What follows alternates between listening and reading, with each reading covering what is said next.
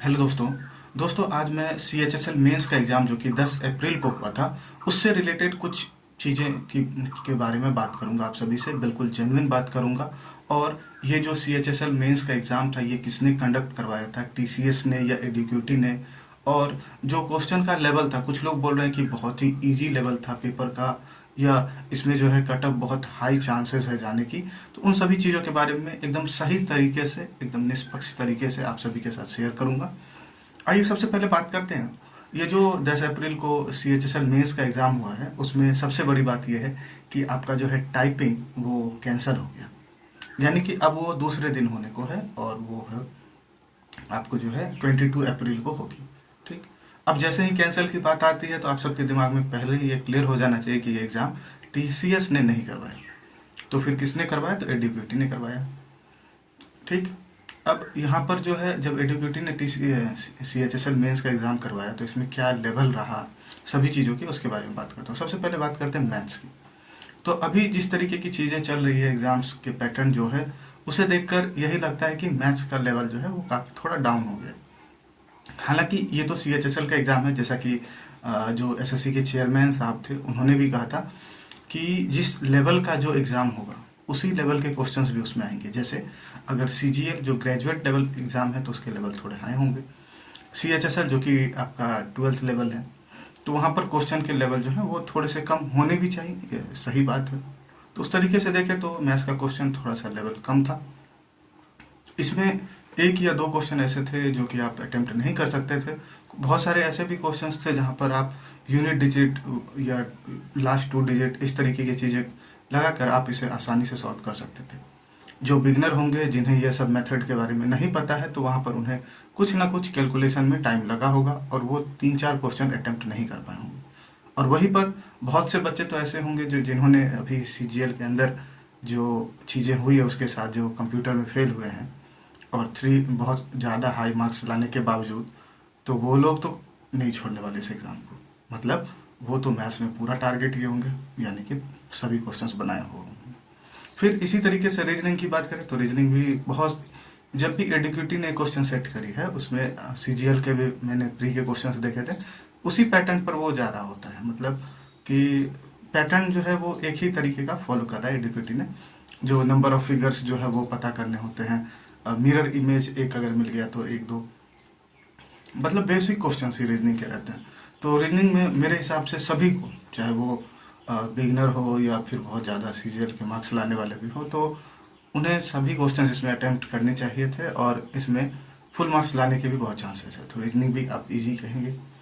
अब बात करते हैं इंग्लिश की। अब यहाँ पर जो गेम चेंजर होगा इस एग्ज़ाम में वो है इंग्लिश, क्योंकि इंग्लिश में जो क्लोज टेस्ट है वो उसमें बहुत ज़्यादा है। मतलब जो ऑप्शंस थे ना वो बहुत क्लोज ऑप्शंस थे। और इसमें आप देखेंगे, रिजल्ट भी आने दीजिए, अभी आंसर की आने दीजिए, तो आप सभी को ये क्लियरली दिख जाएगा कि यहाँ पर कितने ज़्यादा नेगेटिव आपको देखने को मिलेंगे इंग्लिश के अंदर। खास करके आपको वोकैब बहुत स्ट्रॉन्ग चाहिए। हालांकि इस बार जो है पैसेज वो इजी था नॉर्मल ही, और सेंटेंस अरेंजमेंट भी, ये सब चीज़ें तो इजी ही थी। लेकिन जब आप बात करते हैं क्लोज टेस्ट की और वोकैब की तो बहुत क्लोज्ड, मतलब आप कह सकते हैं कि जो ऑप्शंस एलिमिनेट करना वहाँ बहुत मुश्किल था। तो आप इस चीज़ को देखेंगे, आने दीजिए अभी आंसर की, तो पता चल जाएगा कि मैं ऐसा क्यों बोल रहा था। अब बात करते हैं जीके की। तो जीके में जो क्वेश्चंस हैं वो आप कह सकते हैं कि इजी टू मॉडरेट लेवल का था। जैसा मैं बता रहा हूँ कि इजी टू मॉडरेट, यानी कि अब कैसे मैं कह रहा हूँ ये बताओ, क्योंकि पहले जो एसएससी का ट्रेंड था ना जीके, जिस लेवल पर एसएससी पूछा करती थी, या अभी जैसे टीसीएस ने सीजीएल के एग्ज़ाम के अंदर जो सेंटेंस बेस्ड क्वेश्चंस उन्होंने स्टार्ट किया था कि आपके जो ऑप्शंस होंगे वो एलिमिनेट करना बहुत मुश्किल हो जाता था। तो उस तरीके की चीज़ें नहीं थी, वन लाइनर ही थे ज़्यादातर क्वेश्चन, कुछ एक दो क्वेश्चन थे स्टेटमेंट बेस्ड, तो होने भी चाहिए। तो लेवल आप कह सकते हैं सीजीएल से तो कम ही होगा, ऐसी बात नहीं है। लेकिन जीके जीएस के अंदर भी बहुत ऐसे लोग होंगे जिन्होंने इसमें नेगेटिव अटेम्प्ट लिया होगा इसमें, यानी कि इंग्लिश और जीके, ये दो एक ऐसे फैक्टर आपको यहाँ दिखेंगे जहाँ पर निगेटिव ज़्यादा होंगे। ठीक। अब वही बात करते हैं कंप्यूटर की, जो बहुत इंपॉर्टेंट है अभी सभी के लिए, और सभी ने जो है कंप्यूटर पर बहुत ज़्यादा ध्यान देना भी स्टार्ट कर दिया। तो कंप्यूटर के लेवल की बात करें तो पहले के टाइम पर जो आया करता था कंप्यूटर, यानी कि आज से 2 साल पहले, तो उस तरीके की चीज़ें नहीं है अब आपको कंप्यूटर सीरियसली पढ़ना होगा, क्योंकि अगर यहाँ पर ज़्यादा क्वेश्चंस तो आपको अटेम्प्ट ऐसे नहीं है कि बहुत इजी क्वेश्चंस है आप सभी अटेम्प्ट कर दोगे। क्वेश्चंस के लेवल जो है वो पहले से अप हुए, इस बात को आपको मानना होगा कंप्यूटर के अंदर। तो कंप्यूटर और इंग्लिश को आपको बहुत ज़्यादा स्ट्रॉन्ग करके रखना होगा अगर एसएससी के एग्ज़ाम्स की बात कर रहे हैं, और साथ ही अगर एग्ज़ाम टीसीएस कंडक्ट करवाती है तो यहाँ पर प्रीवियस ईयर जिस तरीके की चीज़ें हैं आपको उससे बेहतर करना होगा। इंग्लिश क्लोज टेस्ट वगैरह अच्छे लेवल पर प्रैक्टिस करना होगा। हालांकि मैथ्स की बात करें तो उसका लेवल डिक्रीज हुआ, लेकिन आप अंडर एस्टिमेट नहीं कर सकते। हो सकता है इस ईयर ये ट्रेंड रहा कि इंग्लिश बहुत टफ था, मैथ्स और रीजनिंग को ईजी कर दिया गया, लेकिन नेक्स्ट ईयर अब चीज़ें एसएससी के अंदर चीज़ें चेंज होती रहती हैं।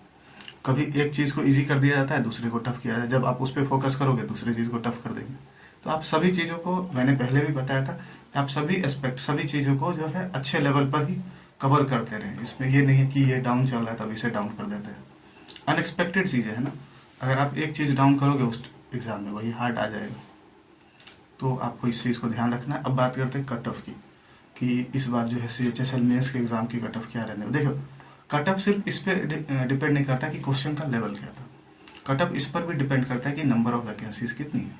चूँकि CHSL में नंबर ऑफ वैकेंसीज बहुत कम है, अराउंड 3000 है, तो आप खुद ही सोच सकते हैं कि इतनी कम वैकेंसीज में क्या होनी चाहिए।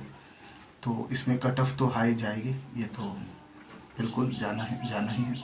और क्वेश्चन का जो लेवल है आप इससे कह सकते हो easy to moderate level, moderate मान के चलते कि मॉडरेट लेवल का क्वेश्चन था। तो जो कट ऑफ है वो CGL की जो कट ऑफ रही है उससे हाई जाएगी, ये बात कन्फर्म है। और बाकी देखते हैं, अभी आंसर की आने दीजिए और चीज़ों को, फिर तब जाकर चीज़ें क्लियर होंगी कि क्या चीज़ें हैं। और अब बात करते हैं कि कम ये टाइपिंग में क्या हुआ था। क्योंकि एडुकेटी ने करवाया एग्ज़ाम, तो आप समझ सकते हैं कि एक बार में अच्छे से कैसे हो सकता है, ये बिल्कुल पॉसिबल ही नहीं है।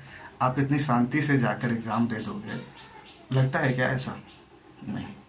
मतलब इस बार एसएससी ने ये फील करवा दिया कि आप क्या कहते हो, आप बेरोजगार हो, यानी कि आपको चाहिए जॉब। तो जब एग्ज़ाम अभी सेंटर पे गया तो पहला एग्ज़ाम तो अच्छे तरीके से हो गया था, जो रिटन वाला था या ऑब्जेक्टिव आप जिसे कहते हैं। फिर उसके बाद 1 घंटे का गैप होता है और उसके बाद जो है वो टाइपिंग के लिए एंट्री होती है। तो जब मैंने टाइपिंग के लिए चीज़ें की ना, पता चलता है वहाँ एंट्री ही बंद है। मतलब आपको एंट्री लेना ही नहीं हो रहा है क्योंकि सर्वर डाउन चल रहा है। तो अब जब सर्वर डाउन चल रहा है तो क्या चीज़ें होंगी, एग्ज़ाम जो है बहुत डिले हो गया। जहाँ एंट्री 3-4 बजे होनी थी वहाँ एंट्री हो रही है 5 बजे 6 बजे। तो टेस्ट देते देते रात के बज गए 7।